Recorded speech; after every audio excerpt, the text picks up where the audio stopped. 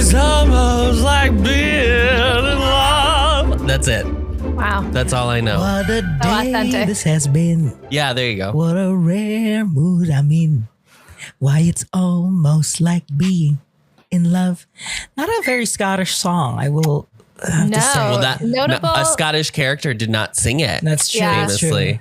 Notable for not being Scottish, being probably the least Scottish song and also the most well-liked song. And so I think we could perhaps draw a line Deduce. between those two. Yeah. I think we can deduce. That's our hypothesis today. Do Americans just not like Scottish people?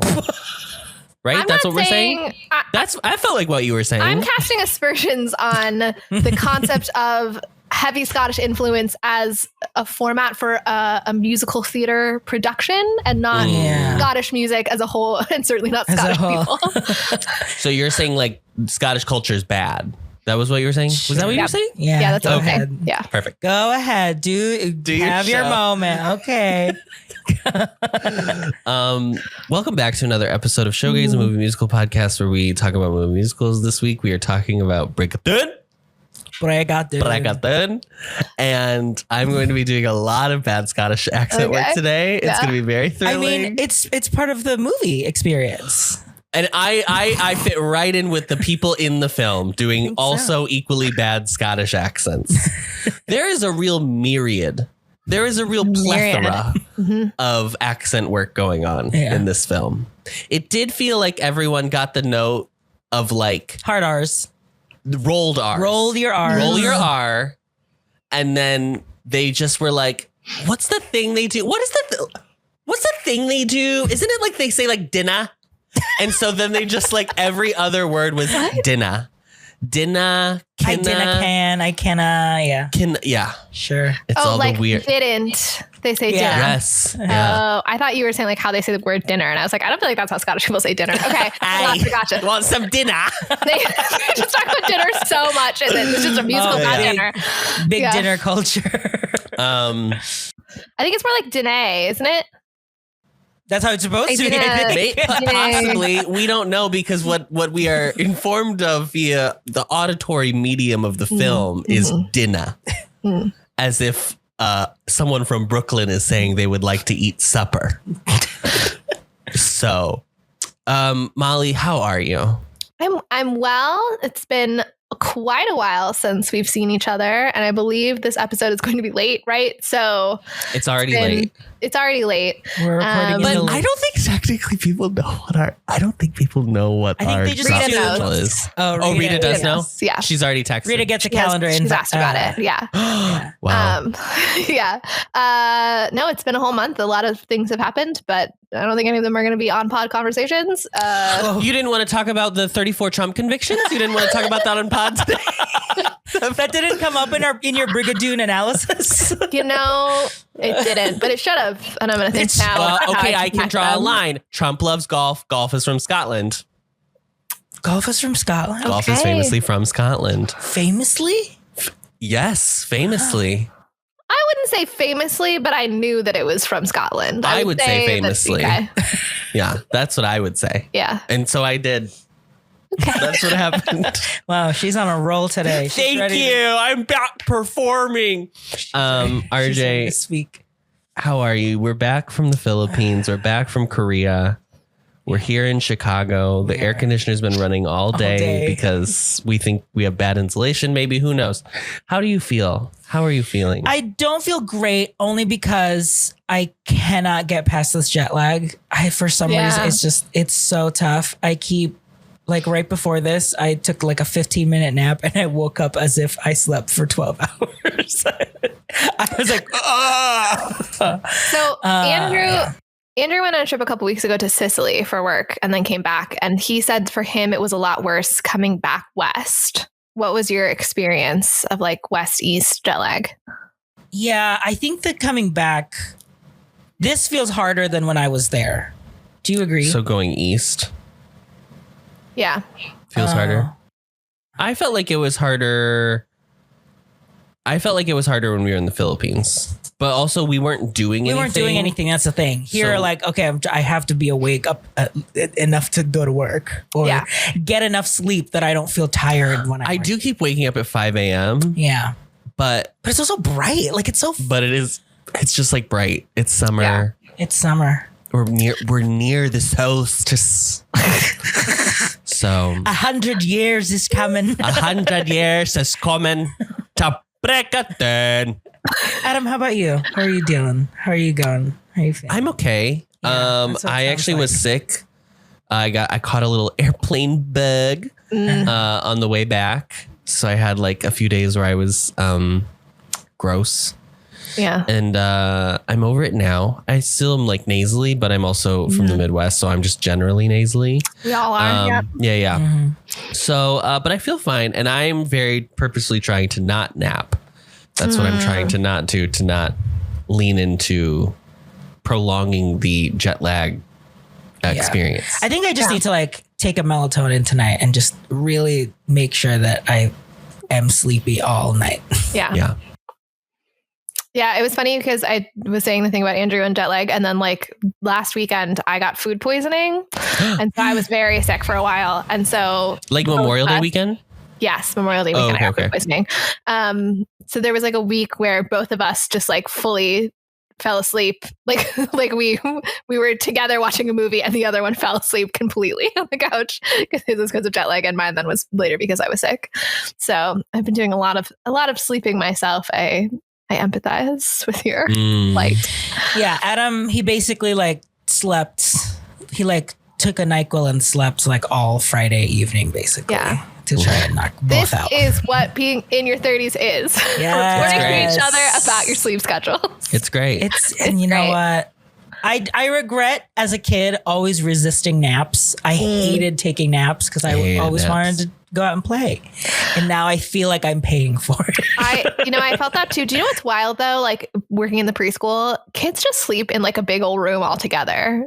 And like the first time I saw it, I was like, what? And then I like had a sense memory of like, oh yeah, I guess I did used to do this when I was a child. But like, it's so, can you imagine as an adult if someone was just like, here's a cot in a room full of 20 people. Okay, sleep. Go for or it. Sometimes like not even, like it was like, here's a little blankie. Or a little pillow for your, yeah. Yeah, I mean, our kids have cots, but I don't remember enough about what the 90s was like, the Wild West of the 90s. The Wild West of the 90s. We're 20th century kids. Any thoughts on Trump, Molly? Did you want to say anything? No, I mean, I'm glad that he got some sort of semblance of legal consequence, but I have no confidence in any way that this will negatively impact his ability to be elected the president.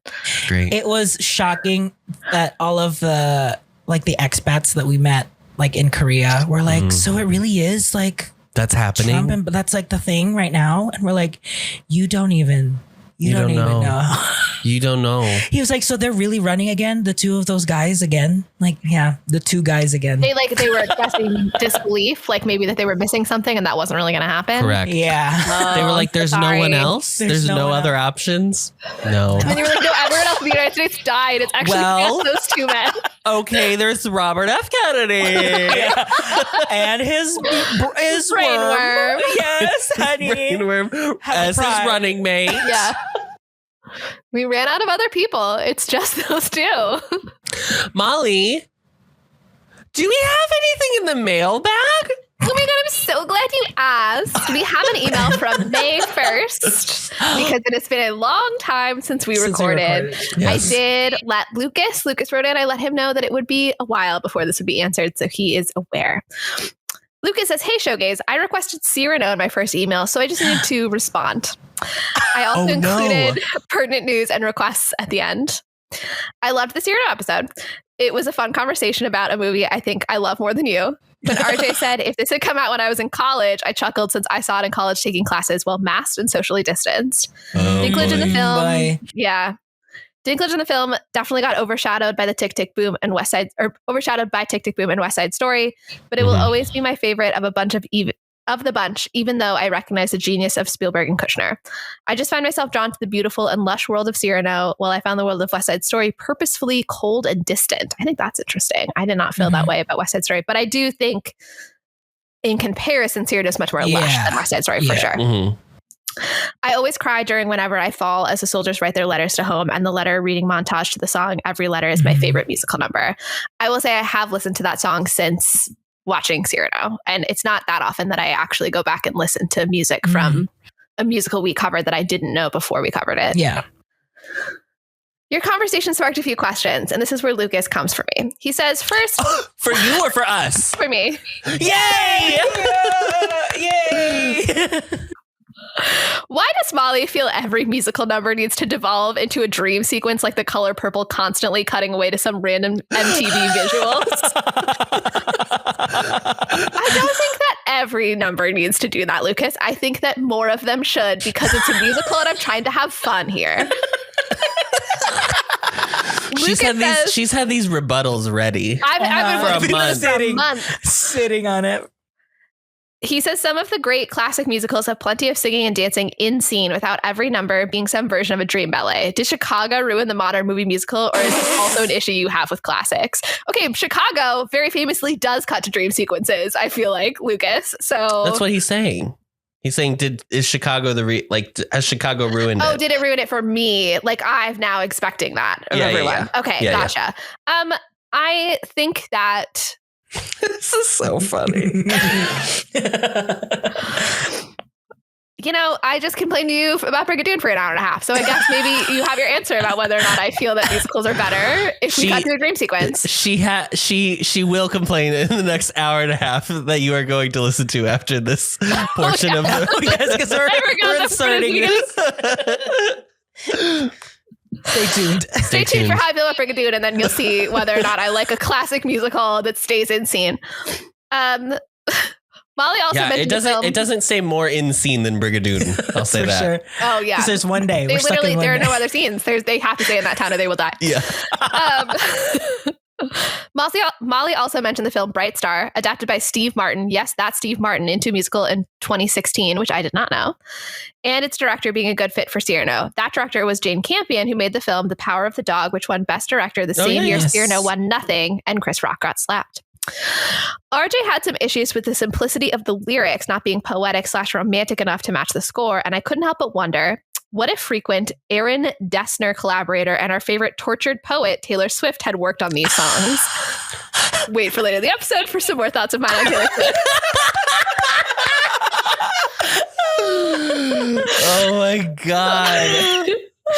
I'm just putting that out there because Swift loves heightened poetic verse and a mixed metaphor about love. In an age of Ingrid Michaelson, Florence Welch, and Sarah Bareilles writing music for Broadway, I think it's only a matter of time before we get some sort of Swiftie musical on stage or film.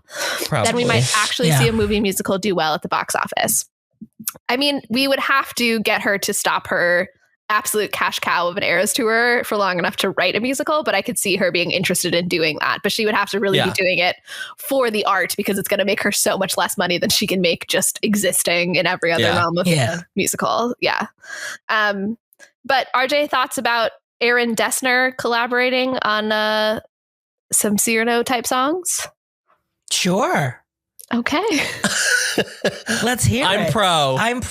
Yeah. I mean, I think it was more of a reaction of like, because I knew that Cyrano is like this, you know, like in verse. Yeah. And like the writing, and you kind of like are expecting that it's going to be very like superfluous. But we talked about it in the episode that like, that's kind of like what was different about him, was that it was not as like it's not like Shakespeare, but it's more like, I will also say, as I said, I'm teasing that there are some thoughts that I have about Taylor Swift later in the episode, but also I feel that Taylor Swift's gift is in writing sick one-liners of poetry and not in writing a whole song that is beautifully constructed poetically.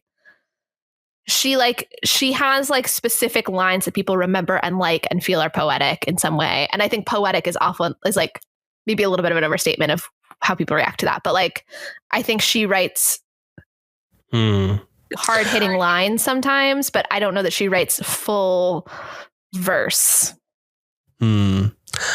I do not listen to any Taylor Swift, so I have no opinion. I am not a Swiftie, obviously, but I know enough people who are Taylor Swift fans to know what they tend to glob onto. And I feel like it's a lot of them being like, there's a new album. Here's 5 lines that are really good in it. They're iconic. I think there's like the TikTokification of like making it a sound and making it viral. That I think that's also just how people consume. Because like, you know, like Sabrina Carpenter, like that, you know, like that's just how people consume music now too. So yeah, quick bites. Quibi. Quibi. A Quibi musical. That's what we all want. You're not wrong. I'd love a Quibi musical. I think that'd be incredible. People like that Bridgerton thing, right? How Quibi fell apart, but in a musical. Yeah. Oh yes. Oh, I love a good dramatization of the downfall of a company or a group. Finally, I wanted to circle back to Mean Girls the musical, which according to which according to Adam had a budget of $5 million more than Cyrano. Where did any of that money go? Tina Fey's pockets. What I saw in theaters was a watchable but sloppily made for TV movie, literally Paramount Plus, which brought back memories of the cheap late 90s TV musicals we grew up on: Annie, Bye Bye Birdie, Gypsy, and South Pacific, and the Glenn Close one without the color filters. At least all of those are based on musical source material that isn't complete word vomit. Sorry, Tina. I agree with Molly's take that we should just spend the time watching Heathers the Musical, now available in ProShot in the form of Roku channel. Oh. That's a tip for y'all. Yeah, it's not that I'm like singing Mean Girls praises as like, this is a great movie musical. I think they do a great job doing a movie of the material that is given to them. And they make smart choices with the material. I also feel like, and now that we are like removed from seeing it live, less recency bias. Yeah. I still don't think it was bad, but I also acknowledge that I went in with very either none to low to negative expectations. Yeah. So it did not have an uphill climb for me to like it. Because I was prepared to dislike it. I think Ali's performance as Janice will remain the thing that I will remember about that, and everything else will kind of fade away. Although I am now a big Renee Rapp fan musically, I like listen to her albums and stuff frequently, so that will have a more lasting impact on me. But I actually think I'm going to remember Ali's performance more than Renee Rapp's. The news. Oh, there's more? Yeah, there's more. It's quite the email. Wow. The news. Peter Dinklage was just cast as the goat professor guy in Wicked Part 1. Thoughts? That's Peter? That's Peter. I didn't realize that was him. Well, first of all, I mean, we could do a whole... Have we watched the trailer, Molly? Yes. Thoughts on the trailer? I think it's fine. I feel like people are like hating on it, and it's what I expect Wicked the movie musical to be so far. Yeah. RJ, thoughts on the Wicked trailer? Yeah, it looks great. I'm excited. I don't know. Why are we doing it in 2 parts? I'm just like, that's exhausting. That's so annoying to me.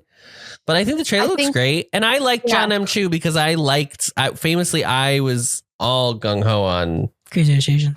No. In the Heights. Oh, yeah. Yeah, if it were not going to be in 2 parts, I would be a lot more excited for it, because then I would think it would be a big event, and I feel like it's going to be a drawn out event. I mean, listen, the worst thing that could have happened with Dr. Dillamond is that it would have been James Corden. Yeah. So I'm thrilled that it's Peter Dinklage. Bitch, I'm thrilled. Yeah, I think and also I'm thrilled Ariana he Grande, looks like a goat. Yeah, Ariana Grande might need a new boyfriend soon, so I think that's great. He's married. I shouldn't disparage him in that way. Maybe they're looking for a throuple. Maybe they're looking for a third, a unicorn. Who knows? Peter Dinklage's a unicorn. Jennifer Lopez, on breaks from her failing and renamed This Is Me ... tour, is filming a Bill Condon version of Kiss of the Spider-Woman by Candor and Ebb, co-starring Diego Luna. So like her playing the cheetah role? Cheetah Rivera? I do not know what Kiss of the Spider-Woman is. It's okay. It's so gay. It's these two guys in prison, and one of them's like gay, and he's like, let me tell you the story about this like fabulous woman, and then retells the story like Drowsy Chaperone, and it's Cheetah Rivera. That's it.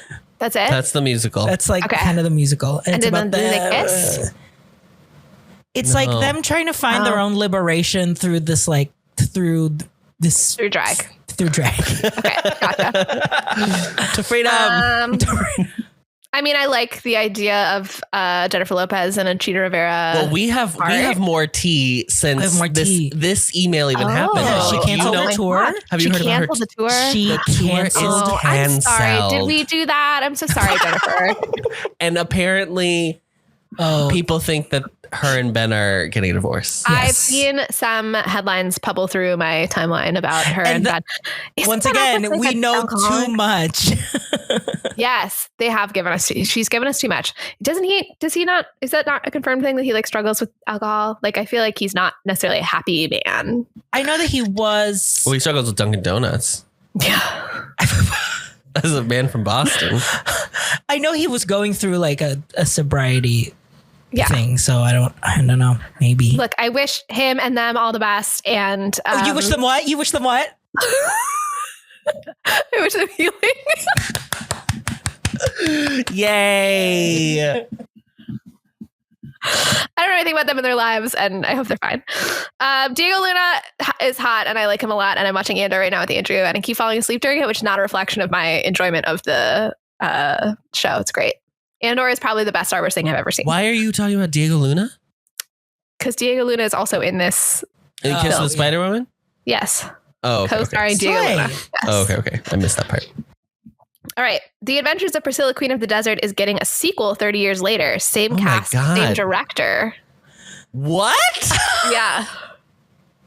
That's kind of a sleigh. I think see that. Slay. Absolutely. Yeah. Let's boyhood Priscilla, Queen of the Desert. Let's boyhood. I don't know, guys. I feel like I'm out of sequels. I can't do it anymore. I don't care. Things should just end when they end. That's the beauty of the end. Yeah, and everyone knows they're just trying to milk Priscilla more money. Yeah, it's just such a huge. What is Priscilla? Property. What is it? Brigadoon now? Every 30 years we're going to come back with a new Priscilla? Jesus Christ. I would like film remakes if they could only happen every 100 years. That would be a good Hollywood is Brigadoon at this point. Yeah. Recommendations: theater camp or the prom for June, parentheses, it's Pride Month. Girl, we know it's Pride Month. We're aware, but we can watch gay movies any time of the year. And actually we do, because we have a movie musical podcast. Yeah, exactly.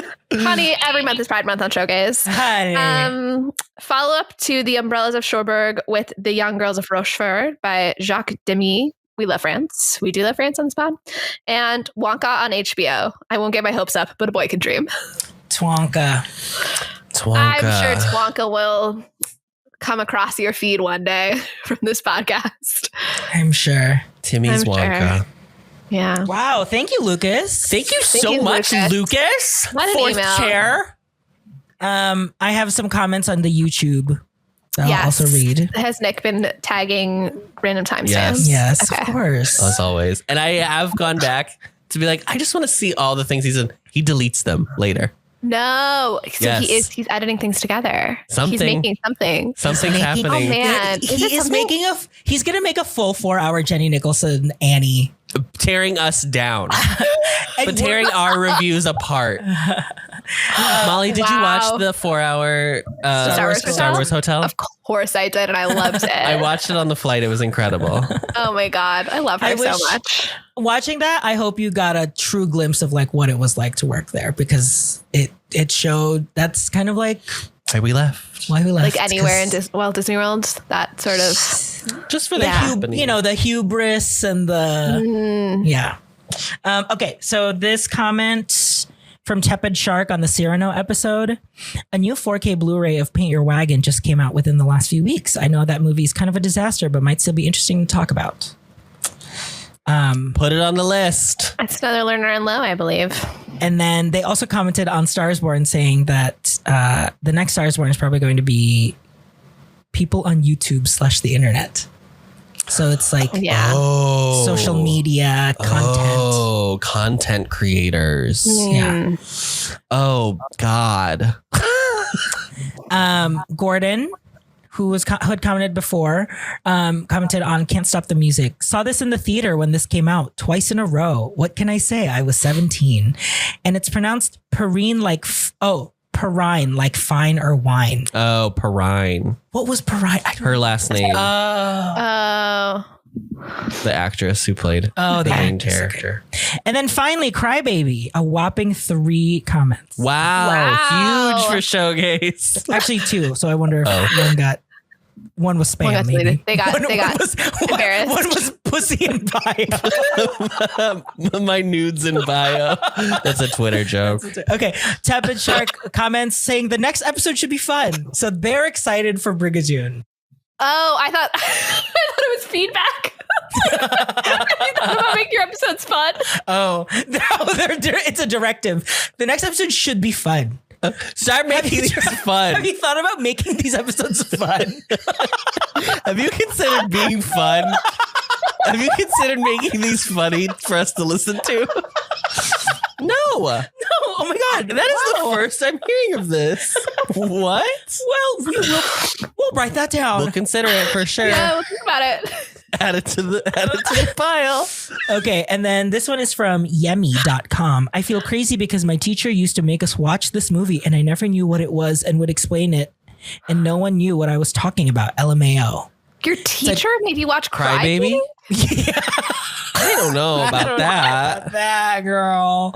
What age? Yeah, we need to know what grade. Let's please comment. And where are you? Yeah. Yeah. There's a couple questions I have. I'm going to comment back. Okay, questions. Wait, what age and what school district? What school district? And What was the your teacher zip code? name and The teacher social name security number. And So there you go. what's your social security number, just so we know. Yeah. Don't forget, we do have a working email. So make sure you email any long form comments you have. Otherwise, you can also comment on our episodes on YouTube. Who is it? Whose turn is it? It's you. Mm-hmm. RJ, you had the challenge to summarize the plot of Brigadoon, a movie you watched parts of. I did. Correct. You didn't watch all of it? That jet lag. I definitely had a lot of jet lag to fight through, but I did. I rewatched it today. I will It's say been a we tough finished the one for movie jet lag. and RJ was like, he didn't even sing the famous song, almost like Being in Love. And I was like, He did. he sure did. He really did. But I will say I rewatched it today, and I rewatched it? just like parts? fast forwarding. Yeah. Okay. But I do blame the pacing of the movie because it is. Oh no, it's very poorly real paced. dry up until the wedding. But I don't fault me and your mother for falling asleep. Yeah, it was. We went home this weekend because we had to pick Friedrich up because my niece had watched Friedrich. And so we picked him up and then we were like, well, since we're here, we might as well watch Brigadoon with my mom. With our number one fan. Man. Wait, can I actually lodge a complaint quickly? Speaking of Friedrich, I was talking. I hate your dog. No, quite the opposite. I was talking to Andrew about Friedrich, and then he was like, "Is he on this Christmas card of Jane Addams?" And I was like, "No, they left him off." And then I went to your Instagrams to try to find some pictures, and I found one on RJ's. One picture of your dog. Are you kidding me? Your dog is so cute, and it is a disservice to the world how few pictures you make available to us. I know, and we have. I'll send you a new one. My mom just took while we were watching the movie. Actually, text it to me, and I'll just forward it to Andrew with no other context. Yeah, and this dog exists, please. Yeah. No, people have called that out from the Ampliverse listeners. So we have posted an apology on Twitter. Thank you for apologizing. During his birthday, yeah. During his birthday, we said we will work. Promise to do better in the future. Yeah. Please mind your dog's out. Okay. RJ, it's time for you to tell us the plot in a minute or less, and your time starts now. 2 Americans, Tommy and Jeff, are in the Scottish woods on a hunting trip, and as they get lost, they stumble into a village named Brigadoon. They meet Fiona, whose younger sister Jean is getting married that night. The Americans discover the magic of the village. Brigadoon appears one day every 100 years in order to protect it from the modern world, and if any villager leaves, the whole village will vanish. If any outsider wants to stay, they must fall in love with a villager and sacrifice their world to be with them forever. At the wedding, a jealous Harry Beaton, who is in love with Jean, threatens to leave the village. As they chase him, Jeff, hunting, accidentally shoots Harry dead. Tommy and Fiona fall in love and plans to marry, but Jeff convinces Tommy they need to return, so they cross the bridge and leave Brigadoon as it disappears. But even as they return to New York, Tommy longs for Fiona, so he leaves his life behind to find Brigadoon again. Suddenly, the village reappears as Tommy's true love for Fiona brought it back to him. He enters Brigadoon and it disappears once more. Under a minute. Good job. Thank you. I didn't go into the some minister was the one who did the the details magic. of the lore. how the miracle occurred. Yeah, we'll have to get into that for sure. Yeah. How the miracle occurred. It really was no miracle. What happened was just this. A minister died and he gave his life. RJ, do you have a relationship with this musical? So in high school, we were going to do this, but instead we chose to do 1776 instead. It was in the same kind of decision of like a lot of the girls are not. A lot of the performing girls are not going to audition because there was a huge choir competition that like the girls' school like qualified for. So a lot of their singers were like out. So the music director from the boys' school was like, let's pick a show that has not that many women. Which is rare because usually in high schools, it's like you want to pick everything, as many women as Sometimes possible. the men are women, you know, they'll put them in a little a newsboy cap and they're dancing. So that was pretty much it. And then I knew the song Almost Like Being in Love because American Idol season 3, Jasmine Trias sang Almost Like Being in Love at Big Band Night. So great. Big band. Well, I guess it's big band. Yeah. It's jazzy. Yeah. Molly. Brigadoon. Brigadoon. I watched this movie when I was a child, and I remembered being like, I like musicals, but this seems boring.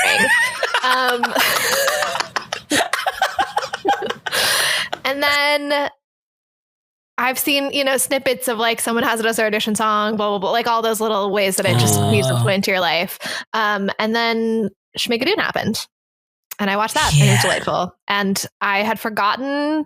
I remembered that it was like lost in the woods, stumbling upon it part of it. Mm-hmm. But I didn't remember that the whole thing about the bridge and not being able to cross the bridge was actually part of actual Brigadoon. I thought that kind of the bridge was just made up for the device of like the question of when they were going to leave. So yeah, that's the last interaction that I had with Brigadoon with watching Brigadoon.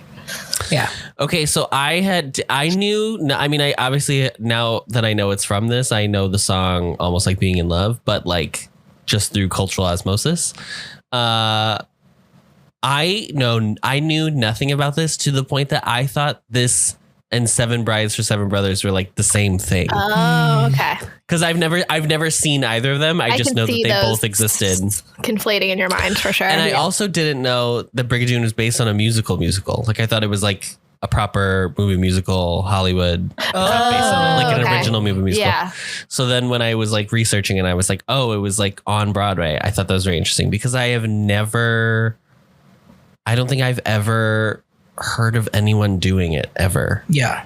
I feel like I'm sure that I've seen it being produced, but it's definitely in the rotation. But I will say, last week, Andrew and I were like planning our schedule for the week. And I was like, and then on this day I have to watch Brigadoon. And I know that you don't really like musicals. And I think this is definitely not the one to just like, to join me. Like I was like hardcore, not a thing for somebody who's not so hot on musicals to begin with. Yeah. You got to be pretty sold into the whole thing to enjoy. You got to buy in. Yeah. You got to own stock for sure. You do have to. Yeah, you have to have equity share. A timeshare for sure. Yeah, timeshare in musical theater. Okay, so Brigadoon, it opened on Broadway in 1947. Its music is by Frederick Lowe, and the lyrics and book are by Alan J. Lerner. Who is that? Who? Camelot. What else? My Fair Lady. Mm-hmm. Yeah. I also think they're Damn Yankees. That I might be wrong on though. This is their third collaboration together. Their first one had like died in tryouts, and then their second two had just been like little moderate successes, like nothing like memorable. For this one, they were inspired by the success of Rodgers and Hammerstein, especially with like Oklahoma and Carousel. So they focused on a major love story with a smaller love story as the subplot. So obviously the Tommy Fiona versus the like sis Jean. Yeah. Bonnie, Jean, and Charlie, and Harry. Yeah. Pause. Damn Yankees was Richard Adler and Jerry Ross. Ah, okay. Oh, Adam. Oh, God. So in my Wikipedia research, the deepest kind of research one can do, really. Yeah, I co-signed that as a PhD. Yeah. The original producer for the musical was going to be Billy Rose, and then later they used their producer was Cheryl Crawford to get it to Broadway. And then this line is just in the Wikipedia article, and then I clicked the citation. And it goes to like some book, page 40, but like, I don't know. It didn't say the book title. I don't know what this is, but I'm going to read this to you. And great. There will be more questions, and you just don't ask them because I don't have any answers. Okay. The contract which Billy Rose wished us to sign negated Abraham Lincoln's Emancipation Proclamation that freed the slaves, end quote. And that is the reason that they were like, yeah, we're not going to sign this contract with you. So is he just speaking? He's speaking in an elevated way to say like this contract is basically slavery. Like that's what he. I don't know if it's a metaphor or if this man literally was like in the contract. Like, by the way, by signing this, you acknowledge that the Emancipation Proclamation doesn't exist. You can't have an individual sign a contract to negate a constitutional amendment. That's not how it works. Well, first of all, Molly, the Emancipation Proclamation was an amendment. That was later. I guess that's not what the proclamation. But you still, individual citizens can't sign contracts to negate proclamations from the president. You don't know what was going on in 1947. I know enough to say that cannot happen. Here's your mortgage. Get Reed on the phone. We need You're a legal consultant. You need legal consult.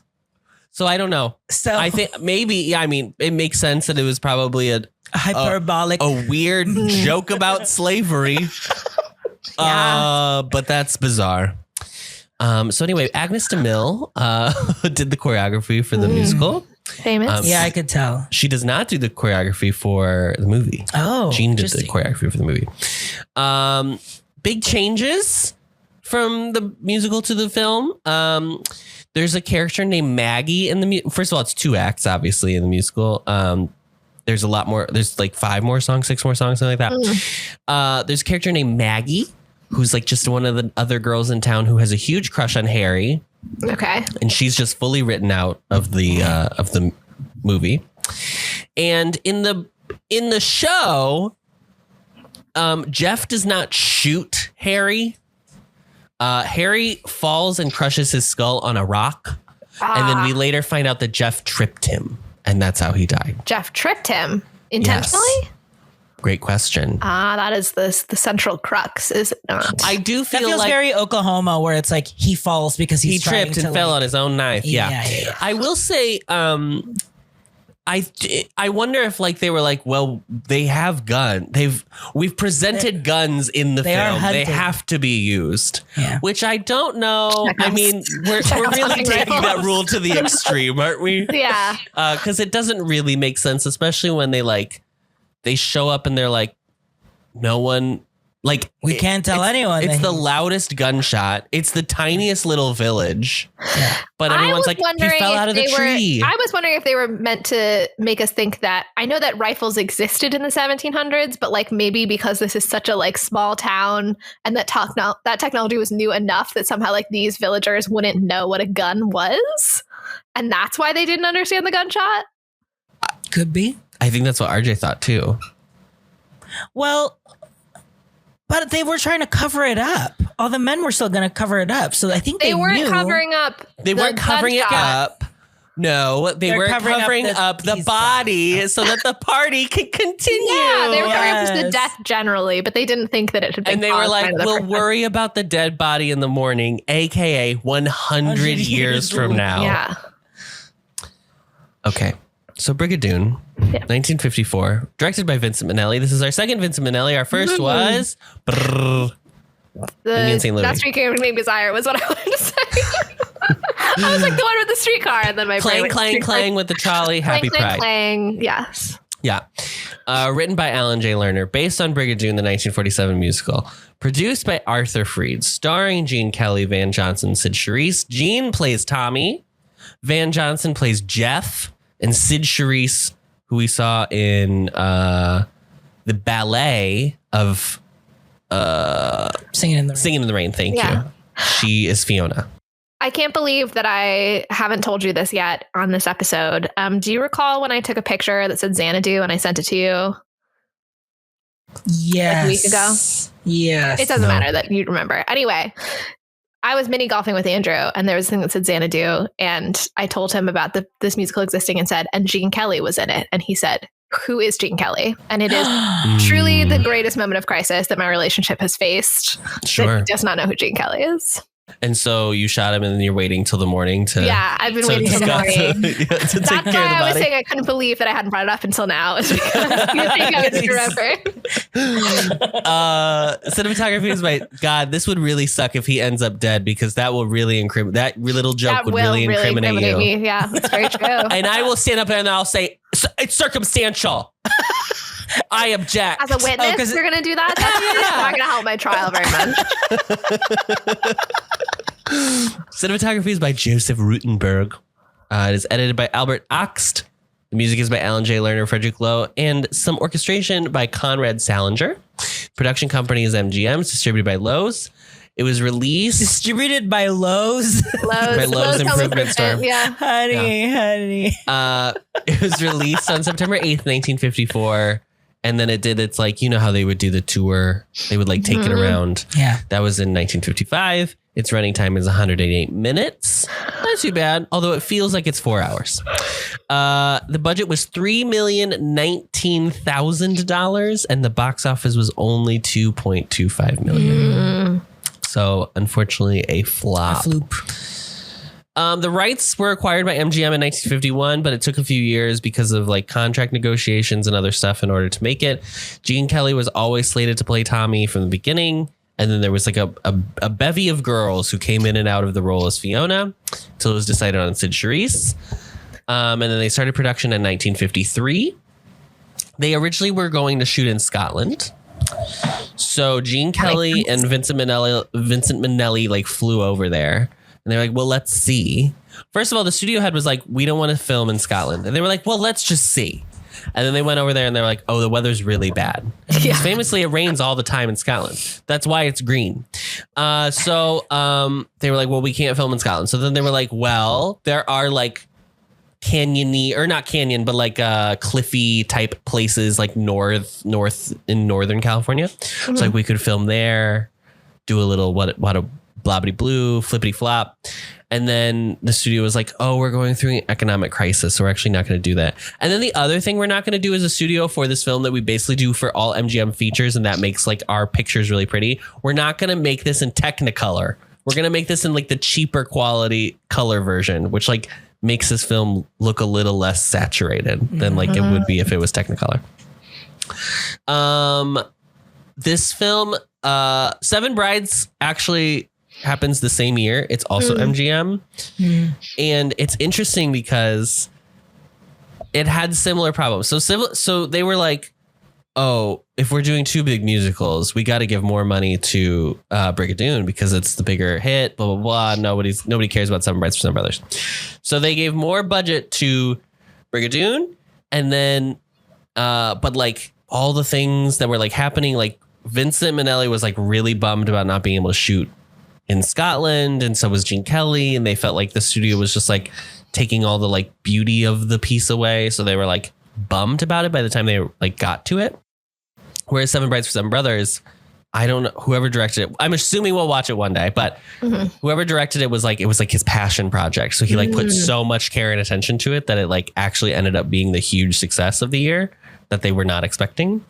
So it's just interesting that if you work really hard and your love shines through, then the town will reappear in the mist. Yeah, we know that capitalism always rewards people's dreams. This film was nominated for 3 Academy Awards in 1955. Best art direction for set decoration in a color film, best costume design for a color film, and best sound recording.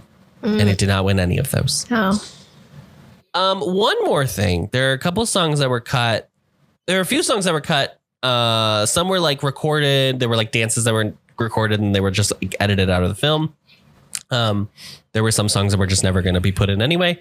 There are a couple songs that the censor board for the production code was like, oh, you can't even put those in anyway.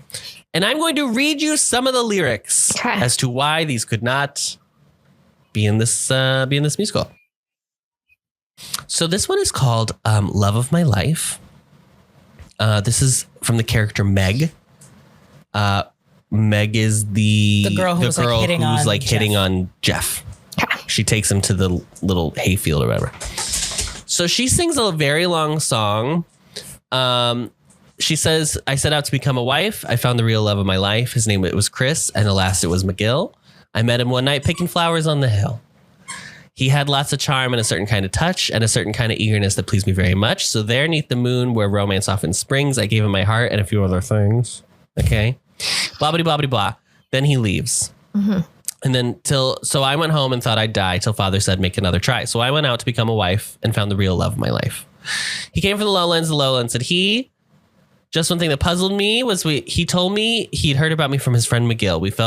We quick fell in love and went down by the creek. The next day he said he'd be back in a week. And I thought he would for how was I to know that all of the lowland laddies, there was never one as low. So that she's getting played. Okay? Yeah. Then she meets a poet and he's like, not that interesting. She doesn't really like him. Okay. One last man. He was a soldier, a fine Highland son. He told me about all the battle he'd won. He'd wasted his time telling me about his might. For one look at him decided me to not put up a fight. The grammar structure, I get it. You're going for authenticity, but girl, I can't even read this. We skirmished for hours that night in the glen, and I found the sword has more might than the pen. That is saucy. I don't like the word skirmish in this context. I'm not into that. But sure, the sword and the pen, I can get down for that line. Sword and the pen, but when I was drowsing, I snored to my dismay, and he thought it was a bugle and got up and marched away. Now Pa said, daughter, there must be one, someone who's true or too old to run. So I'm still looking to be a wife and find the real love of my life. She's a little harlot. It's cute. And like then she's being manipulated by a series of men. It doesn't sound like she's like embracing her freedom or anything. Okay, fine. We can agree that she's dumb. Well, that's what we'll agree upon. Okay, then this other song is called My Mother's Wedding Day. Okay, this is just a song about how everyone got drunk at Meg's mom's wedding. It's Meg again, by the way. Meg's all of this poor girl who gets 4 lines in this film, all her songs were cut. It's a very the Scottish are drunk song, one of the classics. Sure. And so the whole bit is like they were waiting for the wedding to start and everybody got drunk, and then it's just describing how everybody's really drunk. That's the whole point of the song. Okay. And here's the last verse. Macduff and McVitie were playing a game and using McCoy for the ball. McKenna was eating the bridal bouquet and McNeil hung on the wall. When finally my father came, his eyes were red, his nose aflame. He didn't even know his name. He was drunkest of them all. The people were lying all over the room, a looking as if they were dead. Then mother uncovered the minister quick, and she told him, go ahead. Then Pa kneeled down on Bill McRae, and mother kneeled down on Jock McKay. The preacher stood on John McVeigh, and that's how my ma was wed. It was a sight beyond compare. I ought to know, for I was there. And of course, obviously, yeah. Scandalous. Have a child outside of wedlock. Yep. So those two were cut by I don't remember the guy who was running the Hays Code at the time was like, we're not doing this. Okay. Interesting. Maybe it could have been a little more light, the film, if we had had moments of levity. Yeah, that would have been good. Some humor. God forbid. And that's it. That's all the info I have. Let's get into it.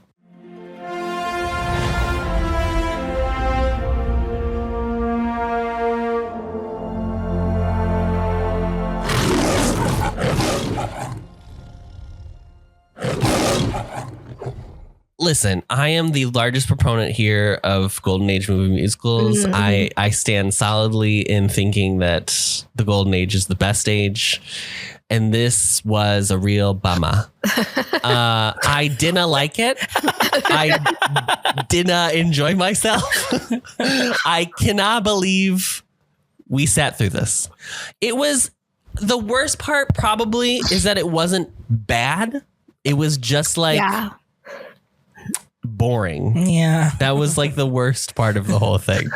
And I can't even, it wasn't even like the dance sequences were so beautiful that I was like, oh, well, at least it was like a dance piece, right? I had that same thought too. All the dancing was so like still and like wooden. It almost looked like they were trying to like show tableaus and like shapes and forms instead, and like very like structure and rigid, that I'm like, this isn't, because even in the like when Gene does his little dance and almost like being in love, even the way he's dancing is kind of, I don't know, it's not as dynamic as how I'm used to seeing him. So that's why I was like, I mean, I obviously Sid Charisse is like very talented at dancing, and Gene Kelly are very talented at dancing. And the woman who was Jean, I thought at the wedding scene was like very beautiful in her dancing, and I thought the wedding sequence was exciting.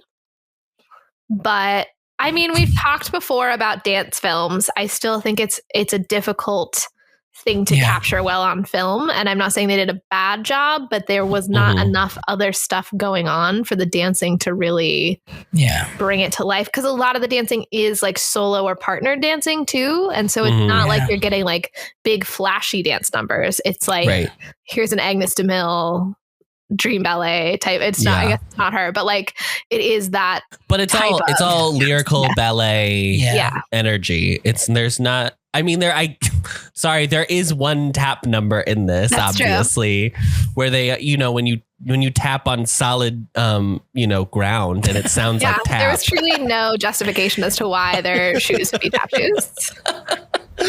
I mean, it was great. At least it was like something that I was like, okay. That's about it. I thought listen, okay, loved the costumes. Oh yeah. Loved the costumes in this film. I thought they were stunning. All the time. The like her first dress, the like cream colored with like the orange underskirt was so pretty, and her hair is like jet black. Like she looked like a dream, and she walked around like a doll. Like she moved like she was always dancing. Which I do think there are things that I think they didn't mean to make it have this like dreamlike quality. Like, I know they wanted to shoot it in Scotland, but I do think because it's in a studio, it feels more dreamlike. It does feel like it's like Wizard of Oz. Well, yeah. Or like, of course, Jeff would be like, none of this is real, because it doesn't feel real. Yeah. Yeah. So you could be like, it's kind of, they did not intend for it to be kind of like meta, but it is. Yeah. In that way, I guess. But I do, I probably it would have been nice to have a vista view, especially because the whole point of the show is to like juxtapose like the like city life where you feel like you're not connected to anything versus this like pastoral, idyllic, tiny little town. And that's the whole lore, is they were like worried about witches. Yep. Something. And so they were like, with women, learned women. And so that's why they did the miracle of keeping the town in 1754. I want to talk about the miracle and the whole like contract that the town is under and everything, but I do want to quickly go back to the costumes for just a second. I agree that they were beautiful, but I also thought it was funny to see it's this it's a thing where you're aware of the time period that it was filmed in, and that being the modernity, because the silhouettes of the women were like so 1950s. Yes. And part of it was also, I think, with the ballet stuff, that there is something very ballet about that like high neck scoop. I'm sorry, I'm just hitting my microphone everywhere. High neck scoop, fitted arms, tapered waist, big full skirt is like very ballet style as well. So I'm not sure how much of it was that versus the 1950s thing, but it was funny to see how it was like what people in the 50s thought a like updated version of the 1750s would be like. Yeah. So like get audiences excited about it. I thought was sort of funny. I mean, I have no idea. You said something about authenticity a while ago. Like, I have no idea how authentic any of this is to the place, to the time, to like any element of Scotland is like a real place, right? But also, like, I'm curious about I remember when we did Meet Me in St. Louis and we talked about how like the 1910s turn of the century was like in the 50s, like that was the good old days. And I was like, was there a thing in the 50s of like the 1700s? Hundreds were the good old days. Like being remembered as like a good time and a thing. Like, I don't know, like what do I think, what motivated them to be like, this is going to slap as like a concept for a musical? Like never in my life would I think like 1750s is a good setting for a musical. Although I will also say, I think almost all musicals, if you pitch them without already knowing they were successful musicals, sound like a terrible idea for a musical. So I'm not sure that there's any setting that inherently makes sense for a musical. But like, why then? Why have like this? I don't know. I feel like the miracle becomes so specific and in some way I just want it to be like even less explored. I know. And just be like, this town appears magically sometimes. Don't give me a specific time frame. The 100 years really is tough because you really start to be like, so because they talk about like the preacher died. He like gave his life so that we could have this miracle.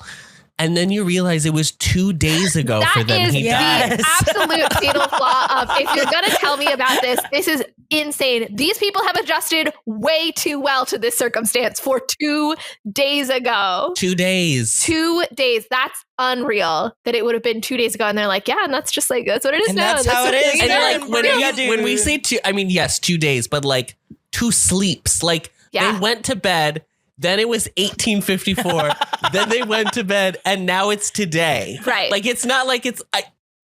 Every household should just be in the middle of like a tense argument about like, do we accept the terms of this? Are we sure about this thing? Yes. This the is logistics. insane. They're still no one can leave. Like. I mean, and also like all of these people are dead in a few days because of climate change, right? I mean, I hope that you guys were thinking about what they're gonna in 5 sleeps. What happens? I mean, my first thought was like, what happens if like the area of the Highlands like gets developed with a casino? Flooded. What if rolls there's a into the sea? What if there's a like? There will certainly be impacts of climate change that people will have adjusted to, that they'll have no preparation. Like they could just like magic to a day where it's like everybody has to wear gas masks to survive in the atmosphere now. And they just, just from like 1754 to like 2054, literally they'll be like, we can't breathe here. Well, the next time that Gene Kelly wakes up, when Gene Kelly wakes up, there will be iPhones. There will be iPhones. No one can have a birthday for 36,000 years. Is that right? Does that math work? Yeah, 2 depending zeros. on when your birthday was. Yeah. I mean, it's just, yeah. I mean, they went to sleep and they went to sleep in 1954. They haven't woken up. If this were in the reality of our still world, sleeping. Yes, they're still sleeping. Is so old. And Gene Kelly is asleep. He is asleep. And then I also started to be like, okay, so like, they like won't take his money. And then I was like, okay, so then I have to think about like commerce. And I'm like, do you grow and produce enough materials that you're going to be able to like just use within the confines of this town? Because they won't take his money. So they're like, no, only our money is worthwhile. So I'm like, so you're going to create an economic system that exists entirely within this town. No one will ever but it's also like these boundaries to, it is to get any explained goods as or though services. They just go to sleep. They go to sleep and then they wake up and then it's 100 years later. But like, do things keep growing around that? Like, does food decay? Right? Like, I don't think the food decays. So like everything, it's like frozen. It's frozen in amber. Frozen. But I have to imagine the landscape, like we were saying about like, what if it gets developed or the lake floods it or something? I have to imagine that still matters. And then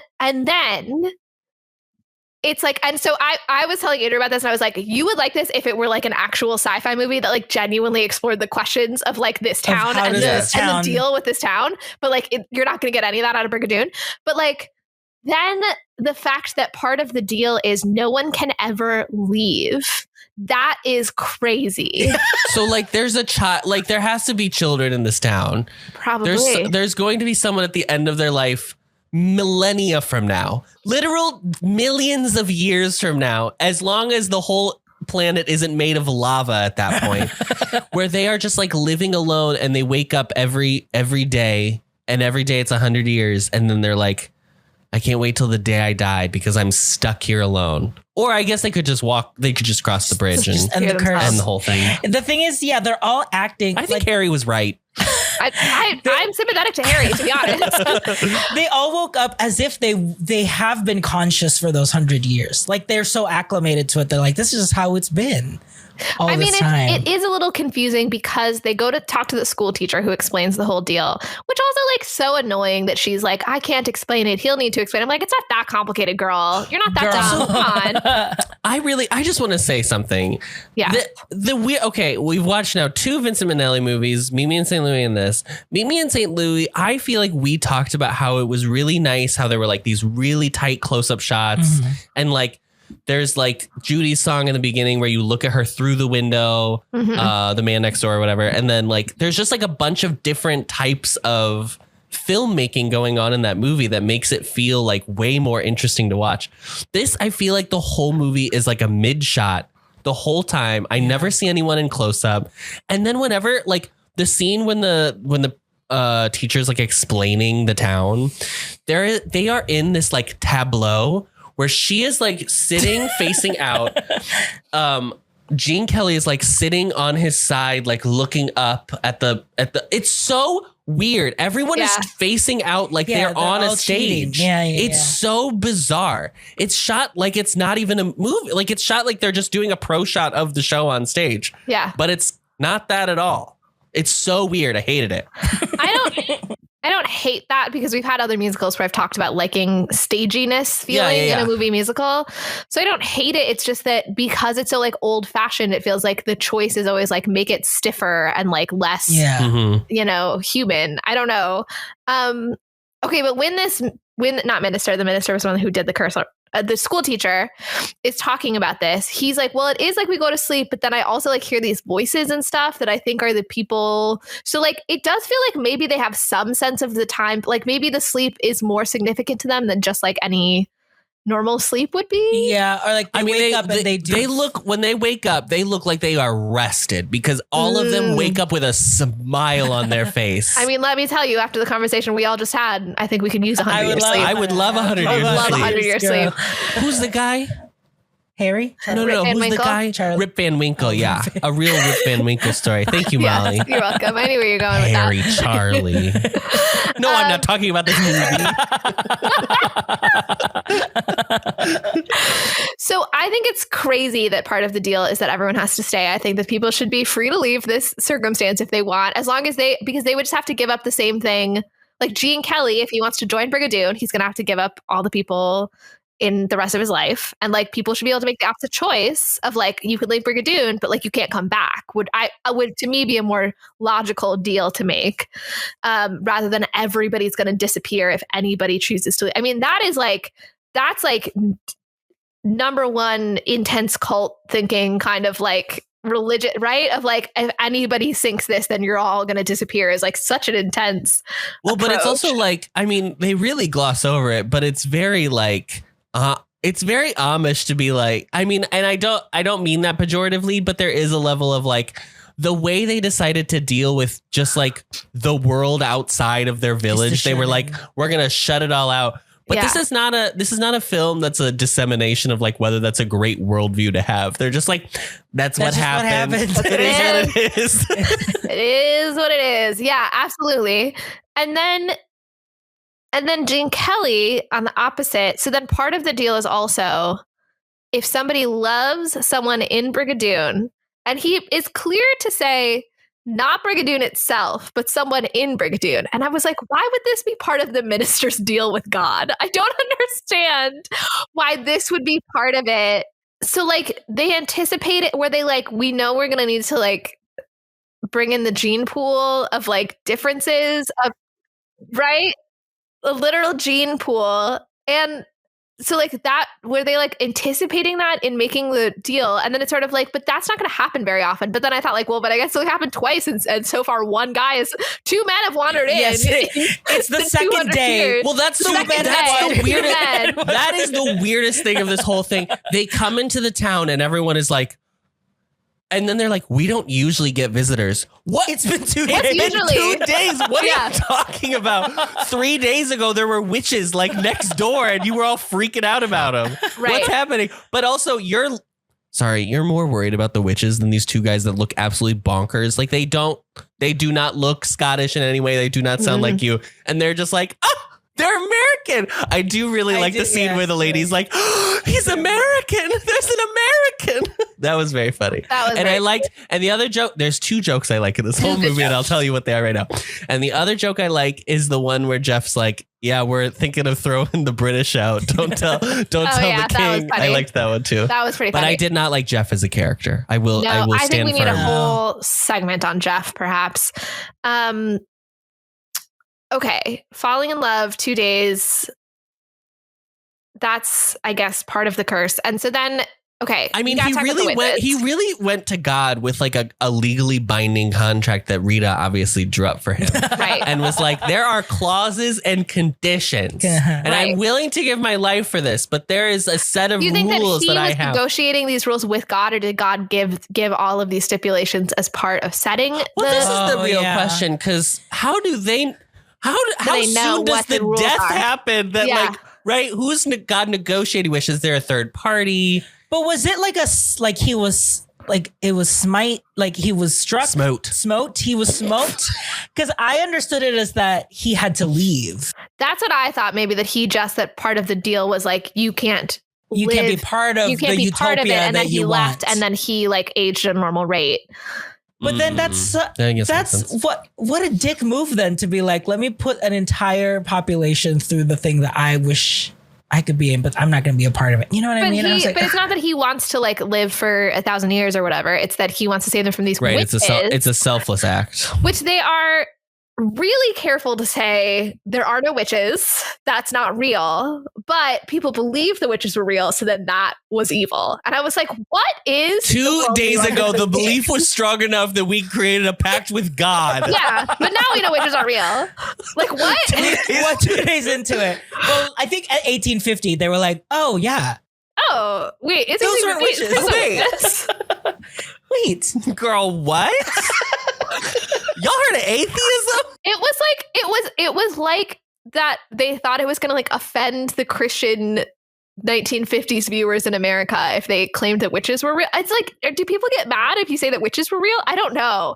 It felt like they were worried. Was this like because of McCarthyism that they were like, you can't say that witches were real? Like, I don't know. Maybe they were like, well, we don't want to hurt the Crucible's box office numbers. Yeah, exactly. They were still apologizing for the Salem witch trials at this point. Yeah. Yeah. So like, I don't know why they include that detail of like, the witches weren't real, to be clear. The craziest thing about the whole thing is like, there is like real world building that would have to be done in order for this to like work. And you could do it and make it work. But like, this is a musical that is, I think this would work better on the stage because like, there's so much more when you're seeing a show on stage that you're willing to just like, let go and let God. You know what I mean? And so like, I think an audience would be just more willing to be like, I'm just going to get swept up in this like sweet little love story. But like in a movie, when I'm like looking at the setting and we're in the physical town, I'm like, well, okay, so does the bridge not exist before? Does the bridge come in? Right. Or is the bridge never there? Come in with them. Yeah, if you were there on a non-Brigadoon day, would there be a bridge? Is it misty all the time and then the mist parts one day every 100 years? Or is it like... So like people will just see it's just like a misty cloud over an area. But the thing is that none of this is the point. The point is only that men used to commit in 1750 and they forgot how to do that by 1950. Men used to meet a woman and marry her that day. And we should go back to that. That's the thesis of this musical. Okay, the whole thing about him being engaged this whole time is crazy. Yeah. I feel like it didn't have to be that at all, right? Well, we're back to the American in Paris thing that Gene Kelly is in problematic engagement movies. That I think engagement used to not be a big deal. Not that it wasn't a big deal because like obviously many people went from engagement to being married. It's just kind of like going steady. I think it's more like I have a girlfriend, maybe, which by default like we will get married. Right. Yeah. I think maybe that's the thing is that you would get engaged probably after just a few date? I don't know in the 1950s how long it would be between, like, how long would you date before getting engaged in the 1950s? I really don't know. I mean, I'm sure it was less than now, but like, how was it? Well, Molly, if we're going by 1950s rules, you and Andrew should be married already at this point. We should be expecting our second child at this stage. Oh. And Adam and I are just roommates. Yeah, you two would be roommates for the rest of your life. They're just two unconfirmed bachelors. I was telling Andrew about the concept of this musical, and then he said, well, I mean, I have heard of people doing that before. And I said, going to a town I've heard people getting engaged in one day. And I was like, okay, that. I mean, that's also crazy, but at least that exists in the laws of physics. That exists in our logic. Yeah. Who's he meeting? He just meet like people like that in the olden times. Formerly. Yes. Not currently. He does not have any millennial friends to my knowledge. I was like, wow, that's really, for an anxious group of an anxious generation, that is a real commitment. Yeah. So yeah, he's engaged the whole time. And here's the real thing, right? I hope that we all were watching with the same thought, which is, as we watched him in the 1950s, thinking about Brigadoon and every word reminding him of some musical leitmotif that needed to play, et cetera, et cetera. This man will never be happy, right? He's going to go to Brigadoon and he's going to think the whole time. He's going to be the one to ruin it. He's going to be like, well, I gotta cross the bridge. Yeah, now he's going to cross it because he's now part of Brigadoon. He's going to cross it in the next 100 years. Yeah. Yeah, because maybe it'll be like a week. Maybe it'll be like 700 years from now. So like a week later, he's he's gonna go out. And then he'll cross that bridge and then realize that he is in an endless pit because the world is climate change. Yeah, I just think like this is a man who like doesn't understand the concept of like you always want what you can't have, and like perhaps that's what is compelling to you, and not actually that you should be in Brigadoon. Like you are making rash decisions, and you are not. I don't think he's going to be fulfilled. But Molly, it's been 4 months since they left Scotland. So you think that's plenty of time to make a decision to say goodbye to everyone you've ever known and loved. Okay, and now we have to talk about what to me is the craziest moment of this whole musical. He goes to Brigadoon with Jeff. Right? Fuck Jeff. They have this whole, we have to have a whole segment on Jeff. They have this whole experience. Jeff stays with him throughout it. Jeff convinces him to leave Brigadoon. Jeff also murders a man. But Jeff murders a man, but that's not relevant to the point I'm making right now. He talks to his fiance back in the city, and she's like, do you still want Jeff to stand up for you at the wedding? And he's like, yeah. And she's like, people don't really like him very much. And he's like, I don't care, because he's like my dude. And then he calls Jeff and says, you and I need to go back to Scotland. Jeff is a core friend to this man. They have quite a relationship, right? They arrive at Brigadoon.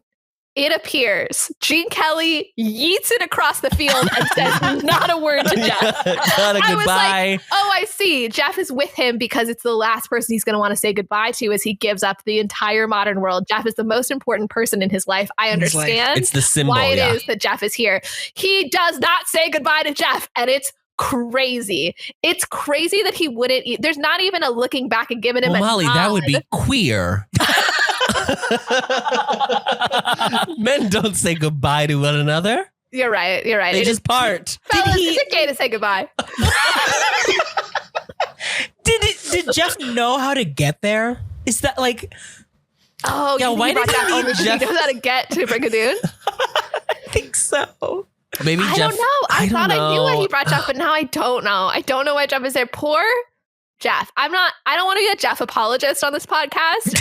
But like sounds like you are. But like this man has been psychologically tortured by the fact that he murdered someone and knows that no consequences will ever come, because as far as the rest of the world's concerned, that man never existed or doesn't exist anymore. Right. And he's being tormented by this fact. And then his best friend takes him back to that spot to relive the trauma and then just abandons him there. Yes. In the middle of the forest. And then he also is like a full alcoholic. Like, oh yeah. Like he's like he is a man who is at the end of his rope, and probably soon will be at the end of a rope. It feels like that's where it's headed for Jeff, unfortunately. I hate to say it. Yeah, he just was so angry the entire time. He just didn't seem happy. I don't think this is a good... Let's get into these performances. Okay. Yeah. Let's start with Jeff. Let's have the Jeff conversation so then we can go into Sid and Jean. Okay. I don't think this is a good performance even of this. Like, I don't know what... I guess I don't... I think he's supposed to be funny. He reminds me of the guy in American in Paris, the pianist who was like not an actor, but like he's just kind of like I think that a maybe droopy dog. We're assuming he's supposed to be funny because we're used to alcoholic characters being the comic relief in musicals. But I don't actually think there's anything in the text that tells us that he's meant to be funny. He just has like the dry like one-liner or like the dry rebuttals. It seems like that's a slot that character should fill, but I'm not sure if it's that it's meant to be a comedic role that the actor is just not treating comedically, or if it's actually not meant to be a comedic role. I mean, he's definitely supposed to be like the cynic. Yeah. That's very clear. And he does have like to be little witty one-liners. I guess a couple times. But I wonder if that's just like, well, that's how drunk characters will be written anyway. That's their only... But he's not is he oh yeah, he is a drunk in the whole thing. Because he has the flask. Yeah. The craziest part about Jeff, I know I said the craziest part of the whole musical is Gene Kelly going into Brigadoon and not saying goodbye to Jeff. But the craziest thing for Jeff, the craziest decision Jeff makes is they go to this town. He's never that into it. I understand he's being a little pouty boy. But they do this whole day. He gets through it. And then they go to this marriage ceremony that is without a doubt the most interesting thing that's happened in this town the whole time. Like every single person, at least in the past 2 days. Yes, it's like a huge, like things have been, to be fair to Jeff, pretty boring in this town for most of the day. But they're getting this big spectacle of the wedding.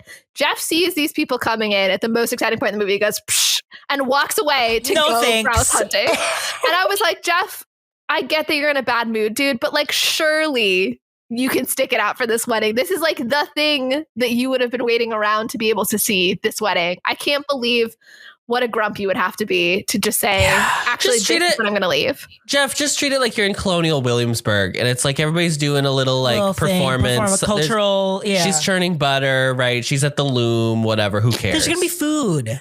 There's going to be free. There's going to be free food. There's going to be booze. It's Scottish people. Come on, dude. There's definitely going to be booze at this wedding. Why he would leave? I guess he has to leave so that he can go hunt in the dark so he can accidentally kill a character, which is a crazy decision. But like, why in the world of the play would he leave? It's weird too because they already have a pouty character with Harry. Yeah. So I'm like, why would you then make another character be like a brat? Like,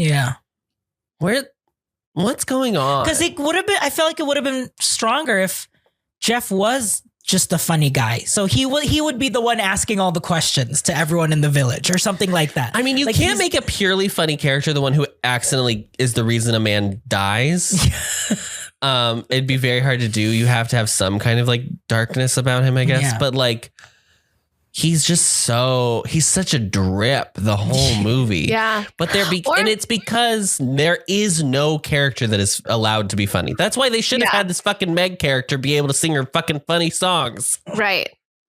I mean, I probably wouldn't have liked this, but like you could have also just made him like a flirt and like he was taking advantage of the fact that all of these women thinking that any male attention means he's going to marry you. Like that was a setup with that one shepherdess or whatever, and that could have been like the thing is like he's having fun making out with all the girls because they don't get the rules that he plays by, or like I feel like there's like a bajillion other things you could do that weren't just him being it's also the weirdest thing like why does he even, what is the point of him being like, oh, I'm just so tired, and then he just it's like that jet lag from Brigadoon. It's like the worst lag. Yeah, what worse character trait could you think of than just a person who's tired? It's like I don't want to watch myself. That's why RJ fell asleep watching it. I was like, girl, I am tired. I don't need to see you. It's important to see yourself on screen, RJ. I just like, because like I mean, it's weird for the movie to not. I guess they were worried that maybe if they went for it and they really hooked up or whatever, like, it probably wouldn't have gotten past censors, but like it would be too close to Oklahoma. Like it's too close to Ado Annie if they go that route. Who cares if it's too close to Oklahoma? Who cares? Yeah. What is like? There is no good unless he has like, sorry, Rita. Unless he has like whiskey dick and like can't get it up anymore, and that's why he's like, I should just sleep, because like there is no good reason why a girl who is really just throwing herself at you as like a guy who's basically like just vacationing for fun, you would not just go for it. Right. I'm sorry. Men are pigs. Honestly, like he could just marry her. She's going to be gone in a day. Like, yeah. I'm not endorsing that, but like you could have had him have more fun. Like, let it be that like Gene Kelly sees the gravity of the situation of like, oh my God, am I going to pick this woman that I think I'm in love with or the rest of the world?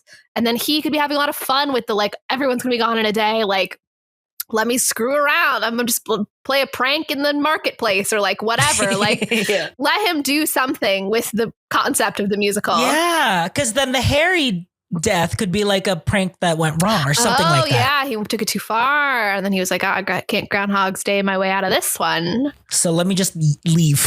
Let's go. We got to go. We're not meant to be here. And then Jeff kills this man, and we don't see him immediately after the we hear the shot. We don't like cut to like him reacting to like, oh my God, I've just killed somebody. And there's no blood, right? There's no blood, but Gene Kelly tells Sid Charisse, okay, I'm in love with you. I'm going to stay. And they have a beautiful little ballet. And then he goes to the town square where Harry is drinking himself into a stupor. And Harry tells him about the fact that he killed Harry. And what did I say? No, Jeff killed Harry. You were saying Harry and Harry. I'm sorry. Jeff. Jeff is the friend. Harry's the one that got killed. Okay. Jeff is drinking himself to a stupor, tells Gene Kelly, whatever his name is, about killing Harry. And then he like gives Gene Kelly this speech about how like this is a place that's not going to exist tomorrow. It's like not real. And then kind of like stumbles off screen. And then Gene Kelly's like, You're right. I'm not going to stay here. And I was like, what? Why does this convince? Yeah, why does this convince Gene Kelly? Like, does he feel like it makes him feel that this is not a substantial enough place that he can really stay? Or like what? Or like, I understand why he feels bad that Jeff feels that way about Brigadoon, but that's not been his experience. So like, I don't understand why what Jeff says to Gene would convince him, actually, I'm not going to stay here. I mean, realistically, Jeff should be like, if you stay here and I go back to America, people are going to be asking a lot of questions. So you have to come back home, because otherwise I'm going to be put in prison. Yeah. And he deserves to be put in prison, perhaps. So that would be an interesting conundrum. There you go. Yeah. It was definitely, people get their just rewards. It was definitely manslaughter that he killed Harry. He wasn't trying to kill Harry. No, it wasn't purposeful murder. Although if the tripping thing in the musical is, does he trip him on purpose? Yeah. I mean, it still wouldn't be murder. If you trip someone on purpose and they die, I think it might be murder. In like the third degree. Yeah, I don't actually know what all the degrees mean, but I feel like there could be a version that would be murder, right? It's in the tripping degree. The tripping degree. We always say the third degree is the tripping degree. So like, I don't know. I don't know where the line is sometimes between like unintentional murder and manslaughter, but I feel like if you like trip someone knowing that real harm could come to them, I'm just purely speculating. I don't know. There's too many questions that this movie poses, and answers none of them, because it is just a vehicle for this love story. Right. Which is fine. I don't listen, I'll watch a love story. I don't give a fuck. But it's weird. I feel like you could just make a love story. It would probably be a little bit, I guess there's like the fairy tale aspect of it that's very sweet and romantic. But the whole point is like, actually, it's not really about the fairy tale. It's about like, leave the city, go. I mean, it really is go move to the suburbs. That's really what this whole thing is. It is like, White flight has started. We're starting it right now. Get out of the city. Get out of New York. Move to Connecticut. I mean, get out of New York. I agree. Yeah. We're famous New York haters here. It's the only city in the world. The only city in the world. Should we play a song? Well, I would play a song. Since we were talking about Jeff, I would play a song Jeff sings, but he doesn't sing in this. So I am going to skip him. But I have a couple I'm going to play. Okay. Are we wrapping up on Jeff? Is that a wrap on Jeff? I think it's he's a sad man and his story ends in a sad way. That's where I would want to wrap up on Jeff. I think you're right, RJ. It does feel similar to The Pianist. Yeah. In the film The Pianist. Pretty different film, dude. From American Paris, where he just kind of is like, and you're a friend, but it's like, what is the purpose? Like, what? You're just kind of like there. Yeah. Yeah. Okay, Sid or Gene? I think we could just do Gene and then Sid for the end. Or just together. Or together, yeah. Sure. I want to start with Sid because I want to play her song. Waiting for my dearie. Waiting for my dearie. Waiting for my dearie. And happy am I to hold my heart till he comes strolling by. When he comes, my dearie, one look and I'll know that he's the dearie I've been wanting so. Though I live 40 lives till the day he arrives, I'll not ever grieve, for my hopes will be high that he'll come strolling by. For you see, I believe. Can I tell you an interesting fact about Sid Charisse? Please. She had polio as a child. She beat polio and became a classically trained ballet dancer. Wow. Which is really cool. I liked this little song. I actually think this was probably my favorite song in the whole thing. Really? Yeah. It felt like Many a New Day from Oklahoma. A song I also like. And I just liked... I guess the only other song... I mean, like... It was a song... Okay. The what's the other one? What's the one? Almost Like Being in Love. Almost Like Being in Love feels so jazzy and it's purposeful because he's the classic character, right? Yeah. But I liked that this song, some of the songs that are set in Scotland feel like they're trying to do. We really researched what Scottish songs sound like, and it's a little like, okay, but that wasn't the assignment, Mr. Lerner. But is it fun? Yeah. But is it fun? But is it fun? And some of them aren't fun. So I did like this one. And it's not that it's a fun song, but it is just like so kind of just straight classical musical theater that I was like, oh, this is just enjoyable. And it wasn't very long. And I like the musicality of it. I like a classic I Wish song, and it's fine that sometimes the I Wish song is just a man, and like it's a problem when they're all that, but it's fine when some of them are that. And I think that Midiri is like so cute that it just like really undercuts all of the things that I'm enjoying about it. Well, I definitely think a problem with this is like she looks like she's like 38. Yeah. And like that's not, I don't know how old she actually is.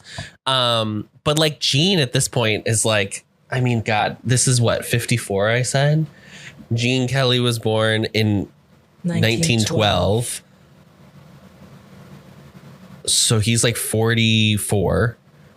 And Sid he's 42.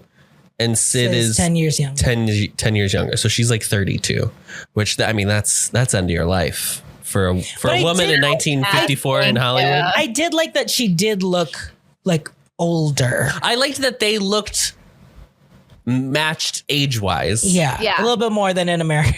But it's hard because way more. Oh, for sure.